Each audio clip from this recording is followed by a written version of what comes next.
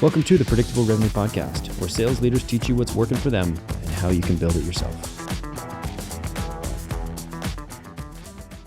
This episode of the Predictable Revenue Podcast is brought to you by our sales coaching and consulting services. Are you looking to create repeatable, scalable, and predictable revenue? We've helped thousands of companies grow their business with tailored expert advice backed by testing to ensure they establish the best practices that'll work for them. Head over to bit.ly/predictable revenue coaching to learn more. The strategy for scaling from 0 to 1, 1 to 10, and 10 to 20 million are not the same. And as a sales leader, if you don't have a different and specific approach for each jump in revenue, you won't necessarily get where you need to go. I'm your host, Sarah Hicks, and today on the Predictable Revenue Podcast, I'm going to be chatting to an expert about lessons from scaling from 0 to 1, 1 to 10, and 10 to 20 plus $million. Nick Casale is the Director of Commercial Sales at Sendoso, the leading sending platform. As the third employee and the first sales hire, Nick helped build Sendoso's initial sales process before stepping into management to focus on scaling the sales organization. Nick is passionate about empowering sales reps to rise above digital noise and connect with prospects and customers on a human level. Prior to Sendoso, Nick was an early sales hire at TalkDesk. Nick, welcome to the Predictable Revenue Podcast. Sarah, thanks for having me. It's great to be here. So you were the very first sales hire at Sendoso. Can you tell us what the company looked like back then? Well, it's funny, Sarah. It didn't look like a whole lot. It was the two founders, Chris and Braden, first CS hire, a guy named Steve, and a project manager named Lexi in a shared office right in San Francisco. So it was probably four people at shared desks, everyone at one pod, and just making it up as we went along. Totally. And why did this first sales position at Sendoso appeal to you at that time? When I left TalkDesk, I knew that I wanted to go and do something a little bit more sort of foundational, a little bit more on the creating and building side of things. I did get interested in startups during college and started a company with a few roommates. And so I always sort of wanted to get back to that, dorm room feeling, if you will, where you're really building and creating from scratch. So it was always something that was interesting to me. And it was really serendipitous when Chris, who I actually worked with previously at TalkDesk, reached out about this funny little thing that was at the time called Coffee Sender and asked if I'd be interested in chatting with him about the first sales hire job. Cool. And from their perspective, what made you a good fit for that first sales role? Yeah, it's a really interesting perspective. And I get asked a lot about what to look for in that first sales hire. I think what Chris realized was I knew how to sell. That's a starting point, right? Yeah. Yeah, that doesn't hurt. And I didn't have too much experience. I'd been closing for about 2 years at that point, but he understood that I was really resilient and I wasn't someone who got really attached to a specific process or that needed a rule book or a roadmap or a plan even. And so I think that ability to sell, but really deal with chaos also and be really adaptable throughout that was something that Chris identified as really important in that first hire. Cool. And would you agree, like if you were in his position looking to build a sales organization from scratch, those are like the key things that you'd be looking for as well? Yeah, absolutely. And there's a ton of great literature around on this. Specifically, Jason Lemkin has some great stuff. And Mark Roberge writes about this in his book, The Sales Acceleration Formula. You're really looking for that sort of entrepreneurial minded salesperson, right? Some selling experience, but mostly someone who identifies as very entrepreneurial, right? A builder. You don't want to go and hire that 10, 20 years of selling experience from who you think of as your biggest competitor, because what they're used to is resources, is process, right?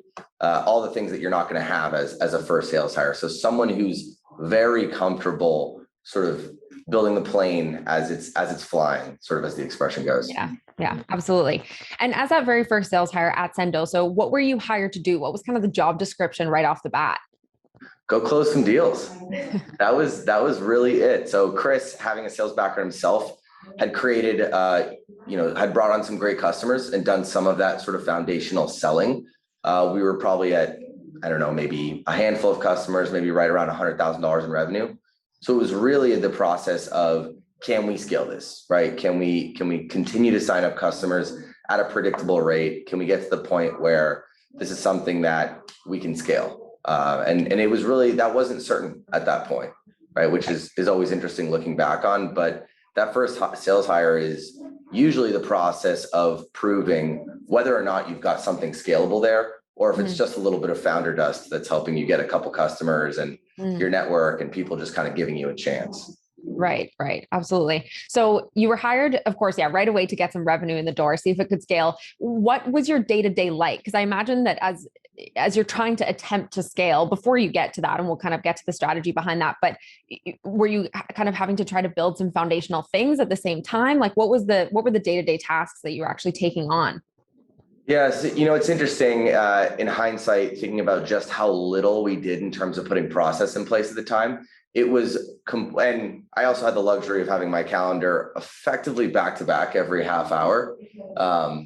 So I didn't have a whole lot of time to think about putting process in place or documenting what we were doing. It was really phone call, and trying to, find some people that understood what we were going for. So it was 100% sell and iterate, right? And understand, hey, that pitch actually didn't land as well. I'm going to tweak something, right? Or even, hey, I think this pricing model isn't quite landing with this customer. Let's throw it out the window. Let's try something completely new. And so it's that incredibly rapid process of testing, iterating, and reiterating, and continuing to change what you're doing to try to find that sweet spot. Cool. And at what point did you kind of get to stop iterating and find something that then sparked that initial scaling from the, as you said, $100,000 mark to that first $1 million?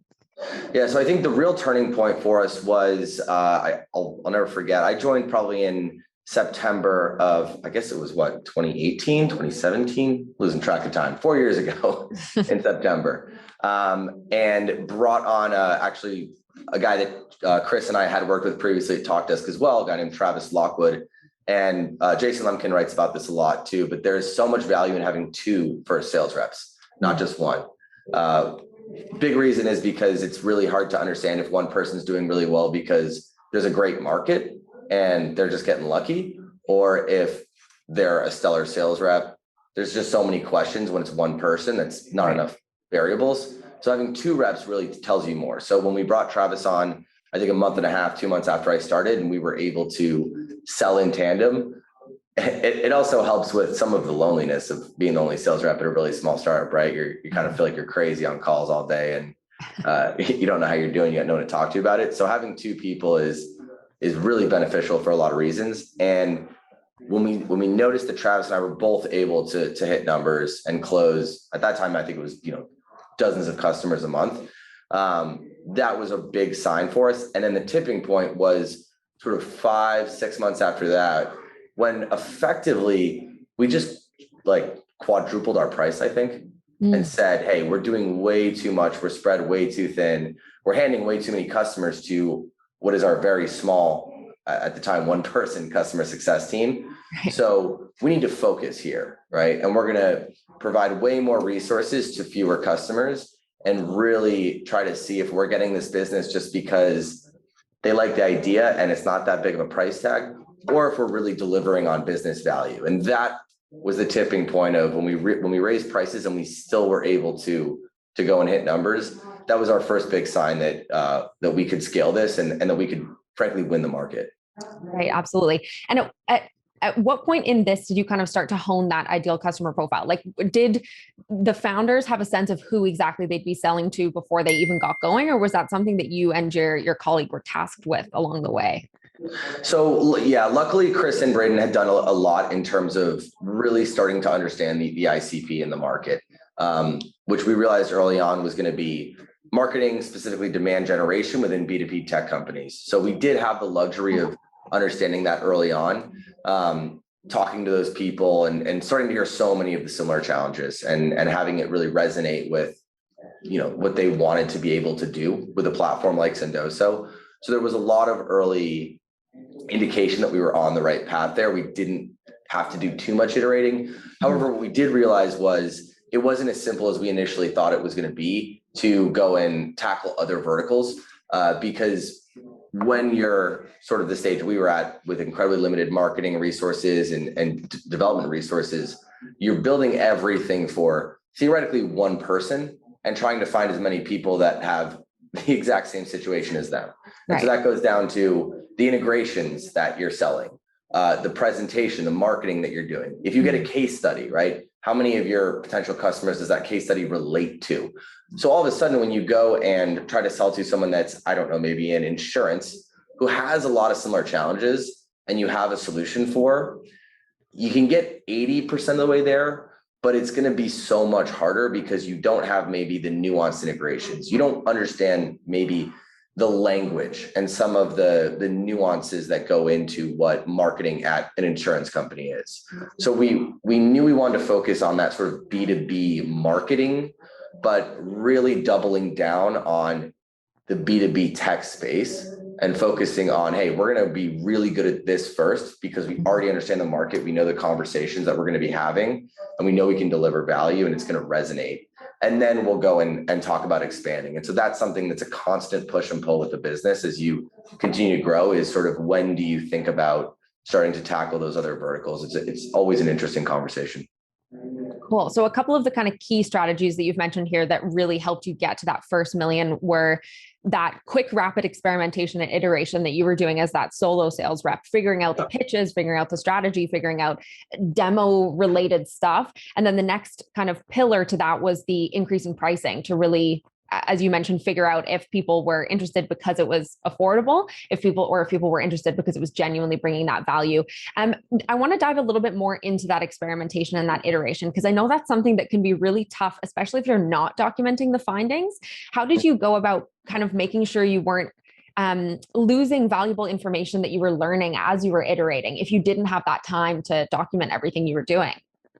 Yeah, it's funny. I think the word documentation, as it relates to sort of sales and startups, is evolving in itself, right? Because now we have the luxury of tools like Gong and Scratchpad, which makes it really easy to sort of take notes as you're on calls and have those automatically document back to a Salesforce. So to say that I wasn't documenting is really to say that I wasn't sort of actively, going back and trying to leave breadcrumbs, but with modern technology. And I would, advise anyone who's going to market or starting a sales org, plug something like Gong in day one, because then as you continue to hire, as you try to realize what worked, what didn't, you have that trail of breadcrumbs passively. No one has to go back and sort of try to document that. But I also think that at that stage, you really can't afford to spend too much time overthinking it. Frankly, you just need to go and get on the phone. Right. And the customers will tell you if you're onto something, right? And they'll tell you with their checkbook, hopefully.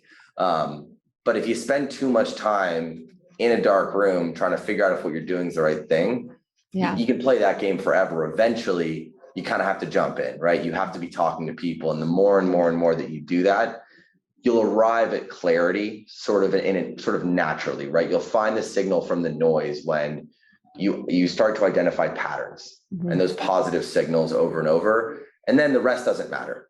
And you can delete it. Whether or not you were documenting all of it starts to not matter, because the signals that are valuable will be so clear if you're having enough of those conversations, right? If you're having one customer meeting a week, that's not enough. Yeah. Right. You're going to be moving in effectively a different direction every week based on what that customer wants. But if you're able to get in front of enough people over and over, you can laser focus on what you can execute on. And as far as that big pricing increase went, did you find yourselves kind of being forced to then go up market to companies with larger revenue, or were you still able to, as you said, kind of provide that value to the same customer base just at a larger price tag? So we did naturally start to move up market. However, I think it had less to do with the price point, and it had more to do with the adoption curve for new technology. What we were doing was something that resonated with any business, right? All we were saying was, hey, the market is incredibly noisy. The digital ads are up, emails are up, phone calls are up, spam is up. You've got to be able to get creative about how you get in front of your customers, right? And there was sort of that wave of account-based marketing that we were well aligned with. So, startups, smaller companies were obviously quicker to adapt and quicker to adopt that mentality from an actual technology standpoint.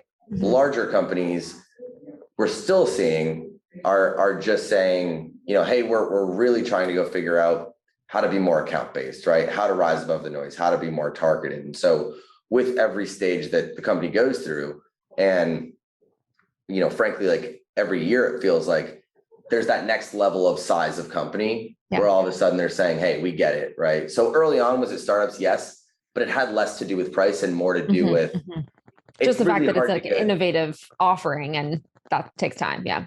And frankly, it's tough to get a CMO at a Fortune 500 company to buy a software from a 10-person startup, right? They're just not going to do that. So you got to kind of,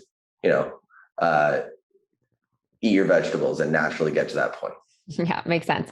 Okay, so what are some of the other strategies that you think kind of you guys, the founders, nailed in this 0 to 1 million scaling period that really set you guys up for that ability to scale much further? So I think we did, again, I'll just double back to how many customer conversations we were having, because I think this is really overlooked often. And I think that the other thing that we really focused on was going outbound early and in a really big way. And so we were doing a ton of really hacky sort of early stage stuff to try to say, like, how can we get really creative? And we would do stuff like, we would look at lists of conferences that were going on. We didn't have the money to go to all these conferences or the time or the resources or the people, but we would look at the list of people and we would email all the companies we knew were there. And we'd say, hey, we're at this conference. You want to meet up for a coffee? And then they would say, oh yeah, sure, I'm here. And then we would say, the next day we'd say, oh shoot, sorry, I missed you. Let's set up 30 minutes on a Zoom call. Yeah. Right. And try to do a lot of really creative sort of hacky things that we could do within the market that we wanted to have as many conversations as possible. And I think a lot of startups really lean toward the sort of investor intros or personal connections. And that's great. And you need to do that as well.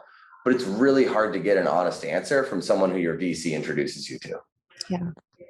So as much as and at some point, your inbound or your advisor intros are going to hit a ceiling, right? You can't just infinitely scale that. So building the DNA and the muscle within your sales team from day one of we're going to go after the companies that we want to talk to is an incredibly valuable practice. Awesome. And then the flip side of that, if you were doing this all again, what's one thing that you might have done differently in that early stage with Sendoso? It's hard with hindsight to be too critical. I think there's a couple things that we could have done better. One was probably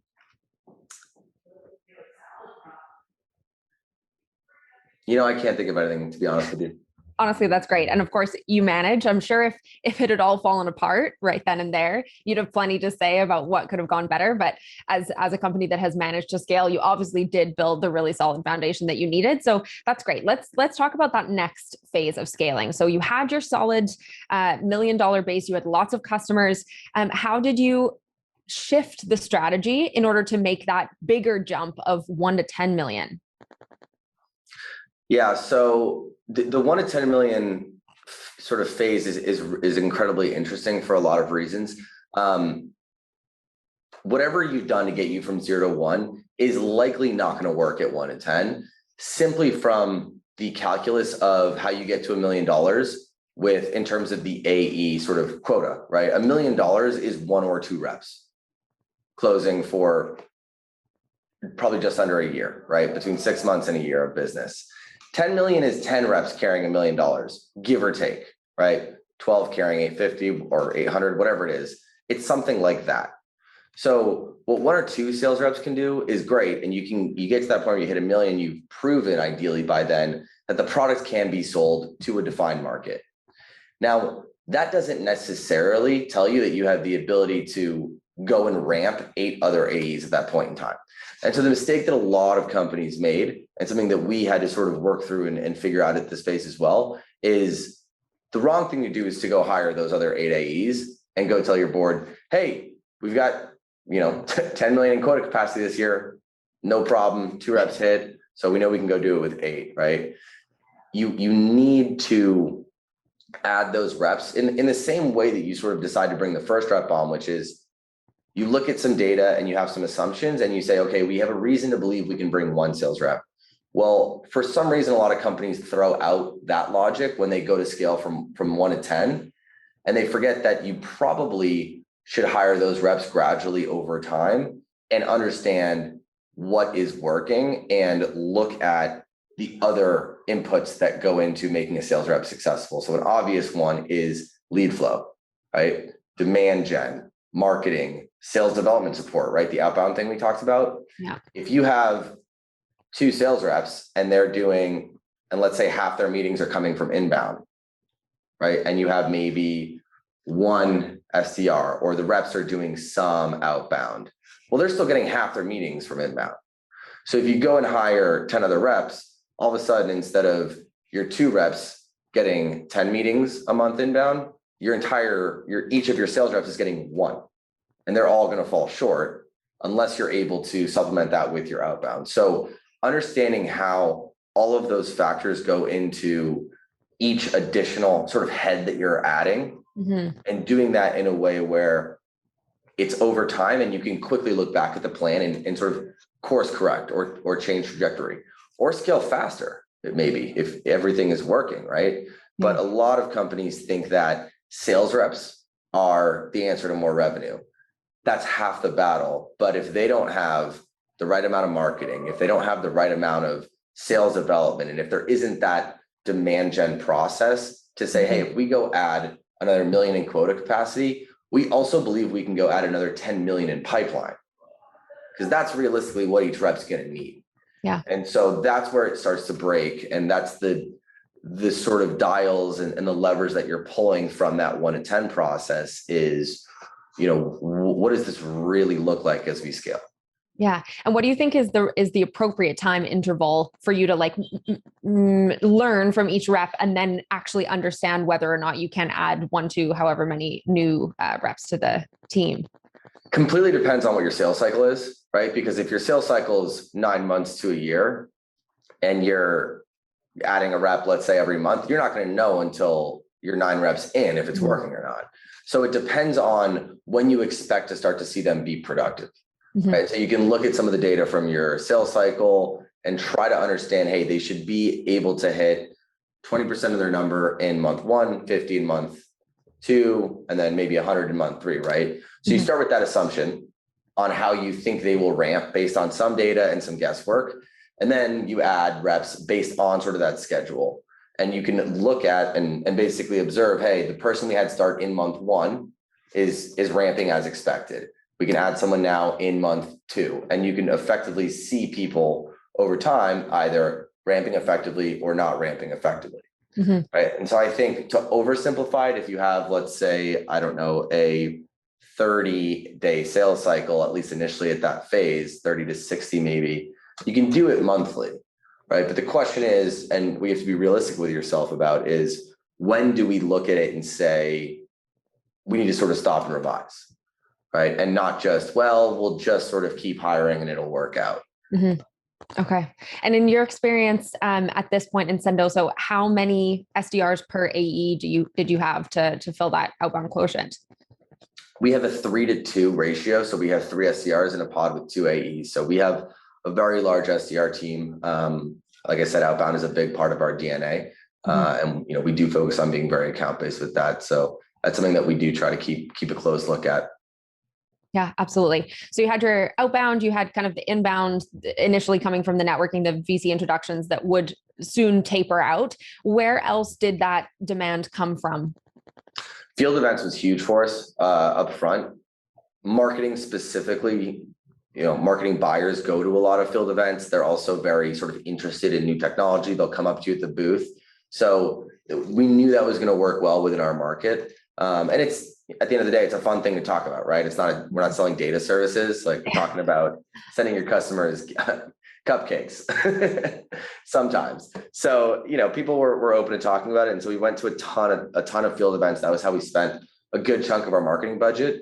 And that, I think, really helped us to sort of get some of that interest and also get our brand out there to a larger audience. So we really doubled down on that. And then getting as many sort of testimonials, case studies, videos, logos, and data points as you can so that when you're having a conversation, when you're on a demo or you're at a booth and you're talking to someone and you can say, hey, Sarah, it's great to meet you. Actually, a lot of what you're saying reminds me of what I was talking to Jack about. Jack's the CMO over at X, Y, and Z, and he was struggling with this. So here's sort of what we did. Mm-hmm. And those are all, none of that's rocket science, but as much of those sort of small things as you can put in place early mm-hmm. are just going to make it that much easier for your small sales team. Right. So at this point in scaling, you're starting to build the process, you're building the playbooks, you're like building the collateral, the materials, all that kind of stuff. What about the kind of operations side or enablement or those types of roles? Is this the time that you'd make those hires? So I guess taking a step back, I would hire sales ops before you go try to scale, and define scale as going beyond your first one or two sales reps, because no sales leader wants to manage a sales force with 10 rogue sales reps running around. They're going to start to need systems. They're going to need a Zoom Info, Elite IQ. You're going to have to get all this stuff plugged in. And you've got to start to really define what your sales process is, at least from the perspective of how you're going to track it within systems. So Salesforce. So implementing your stages, how you're going to adhere to those stages, and being able to look at how your pipeline's operating as you scale, right? How much time is each deal spending in stage 1, stage 2, stage 3? And is that changing, right? What are those leading indicators so that we know if we need to adjust, and we know if we need to spend more on demand, or if we know that we have enough pipeline to maybe continue to scale? Like, your sales ops is going to be sort of your right-hand person in that process. And the forecast too, you have to start to be able to generate some assumptions based on how much pipeline you have in what stages, where that's going to translate in 90 days at the end of the quarter. So without that, you're doing a ton of guesswork, and you're doing a ton of things that are going to break eventually.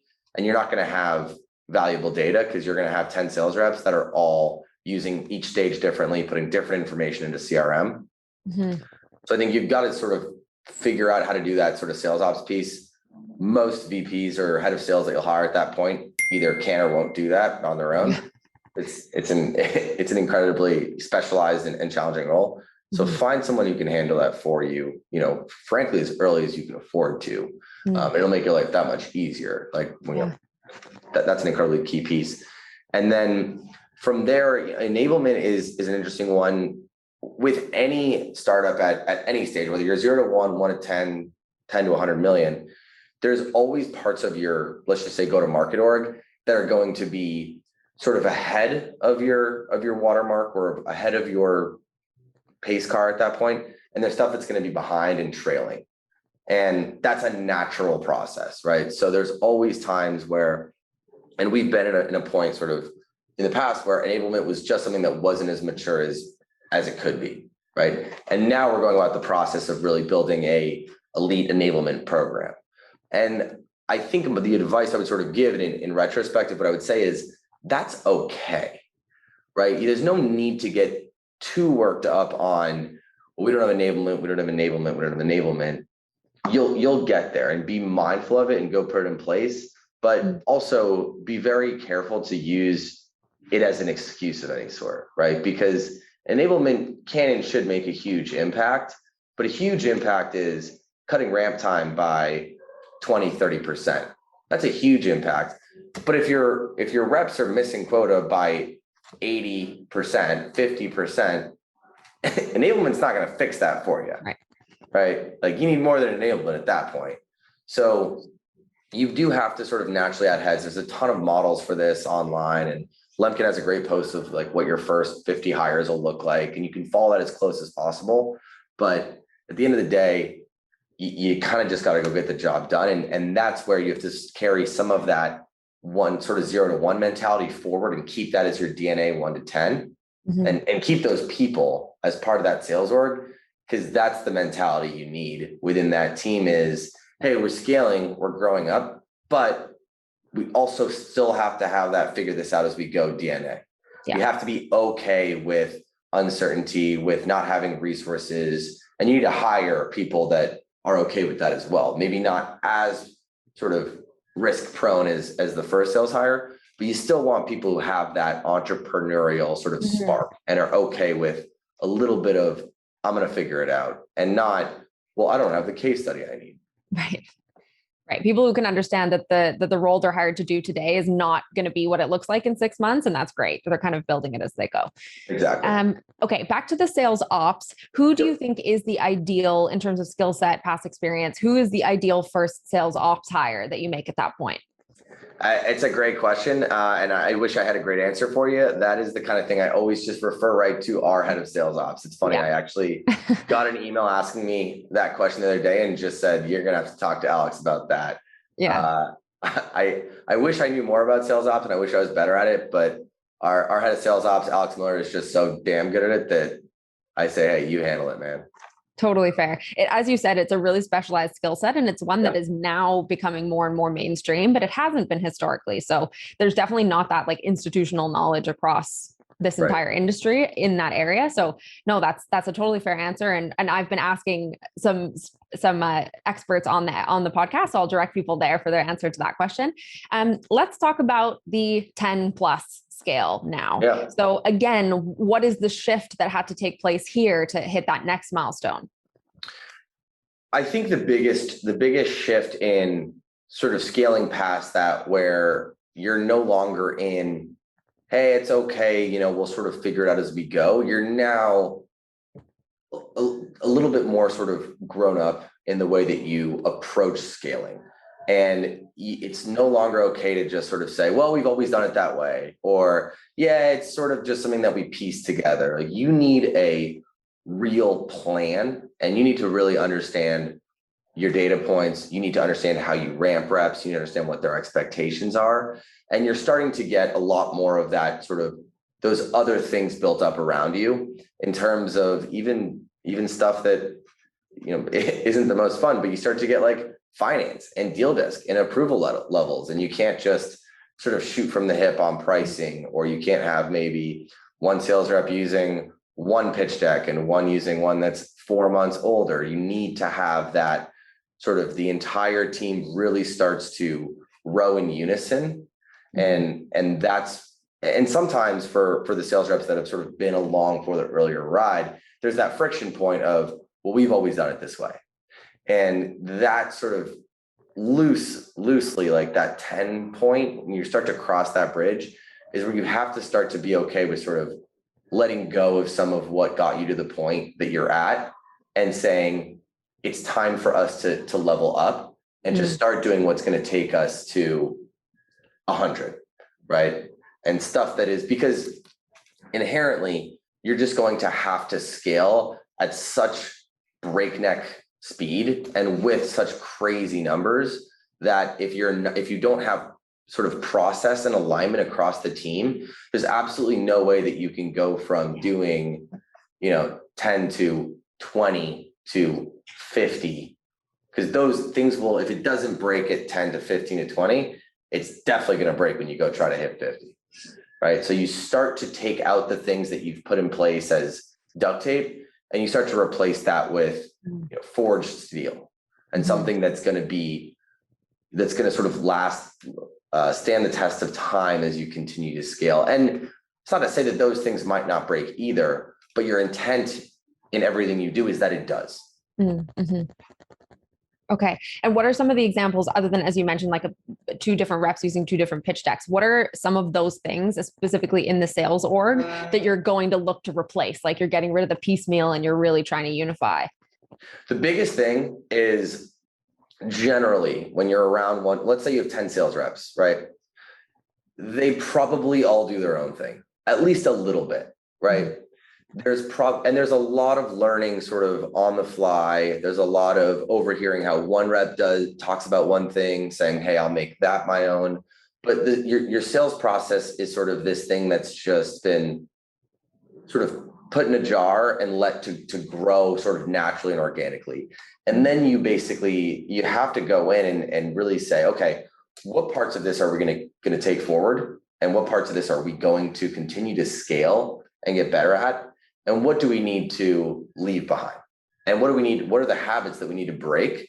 And what are the habits that we need to build? Maybe this is the point where you bring in a formal sort of sales training program, right? And you decide that you're going to level your team up. Like, you have to sort of agree on a sales methodology and an approach that you're going to take where every single sales rep that you bring on as you go from 10 to 20 to 100, you can do that because you have a plan, right? You're starting to understand the nuances of the machine, and you're starting to get to the point where you can plug people in, and with a high degree of confidence, that they can be successful because they have a playbook to execute, right? And that's part of why I say, don't worry too much about the documenting at 0 to 1, because that initial sales playbook that gets you your first 10, 20, 50 customers is great. And there's a ton of great knowledge there, but it's definitely not the playbook you're going to scale, right? Because it's just not how that works. You're evangelizing at 0 to 1, right? You're trying to get people excited about doing this. And all of a sudden you've got 100 sales reps, right? They're trying to focus on how to build a business case and have a value-based conversation with a budget holder, right? With someone who says, hey, look, I get it. You guys have been doing this for 5 years. I keep hearing your name. I understand it. I have a challenge. It's not, hey, let me tell you about, why you have this problem that no one's ever told you have before. Because the market maturity is growing as your company matures. And so you need to create that process that you can adhere to.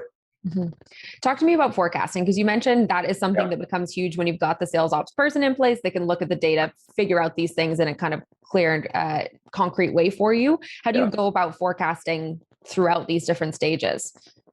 So I guess to oversimplify, there's two forms of forecasting that we leverage here that I think is fairly commonplace. One is called a top-down forecast. That's owned by sales ops, and that is completely based on the data. So what you're going to understand at a certain point is, as you have your sales process and your stages, let's just say it's 1, 2, and 3, right? So sort of discovery, evaluate, and close. Let's oversimplify it. What you'll understand from the data, and this is why your data is going to be useless until you plug in sales ops, because you probably don't even have the stages set up, or you just kind of randomly guessed. But you're not going to understand the data in terms of, hey, look, if we go into Q3 and we have X amount of deals in stage 1, we understand based on our past 4 quarters of data that we will convert 15% of those in quarter. We understand that of the deals in stage 2, we will convert 35%, and of deals in stage 3, we'll convert 65%. And from that, you can effectively assign that confidence interval, that data point, to each of your stages, and you can come up with what will be just a number. And that will be your likely sort of top-down finish based on historical data, right? What you'll want to pair that against is a bottoms-up forecast, which is your sales reps, right? It's the sort of intuitive, it's the subjective of it. And for your reps, you want to focus on, let's talk about the deals. How likely are the deals? Why will this close? Why won't it close? When will it close by? What do we have to do to close? All that stuff that your sales managers are doing with your sales reps. And your sales reps are raising their hand saying, I will at least close, sort of like, I'll commit X, I'll probably hit Y, and I could hit Z. And then your sales manager will take a per rep, sort of high, medium, low. You can use Salesforce to create this too. And then they'll get a number, right? And they can also, this is where you want the bottoms up to be as sort of subjective as possible with the knowledge that the reps have and that the managers have. Because if the sales rep says, I know I'm going to hit 200K, or I know I'm going to hit 1 million, whatever the number is, the manager should also know the rep well enough to say, Steve always over forecasts, or Sarah always under forecast. So I'm actually going to put her down for a 250. I'm going to put him down for a 150. And so then you end up ideally on a weekly basis comparing what your data tells you, what your sales ops person is saying, and what your sales managers are saying. If those numbers are as like within $1, you're doing great, and that's probably the number you're exactly going to hit. If those are $1 million off, you got to figure out why, right? And that's a red flag for a CRO. And so that's where you can sort of do this to spot check both halves, is, not over relying too much on what the reps are telling you, the managers are telling you, and not over relying on what the data is saying in the historical data. And if they're too far away, you go try to figure out why you have a problem. But if those are lining up, everyone's happy. Awesome. Well, kind of as a bookend to all this, now that we've talked our way through the whole scale, what does the revenue org as a whole look like at Sendoso now? Yeah. So we actually have our revenue org as our pre and post sales team, which is cool. So on the strictly sort of new business side of things, we have 28 sellers now across SMB, commercial, and enterprise. We have another, I'd say 25 sort of sales development reps with 3 leaders on that team. So that gets like 60 already. And then another 60 or so on the customer success organization. So right around that 120, and then with operations and enablement and some other sort of supporting functions, it's probably rounding out right around 150 people at the moment. Yeah. Cool. What a big shift in a quick scale. Like really, really a great example to, those small companies out there, those mid-market, those people that are trying to push past that 1 million. We've got a ton of great advice and kind of strategy in here for tactically how people can go about that and set themselves up for success. So thank you so much for walking us through that. It was really great having you. If people want to learn more from you, where can they get in touch with you? I'm easy. I'm nick@sendoso.com. Nice. So pretty simple for email. You can find me on LinkedIn. I don't post all that much, but definitely connect with me, and I'm happy to chat anytime. Awesome. Thank you so much again, Nick, for joining us. It was great having you. And thank you all for watching or listening to another episode of the Predictable Revenue Podcast. We'll catch you next time. Thanks so much, Sarah.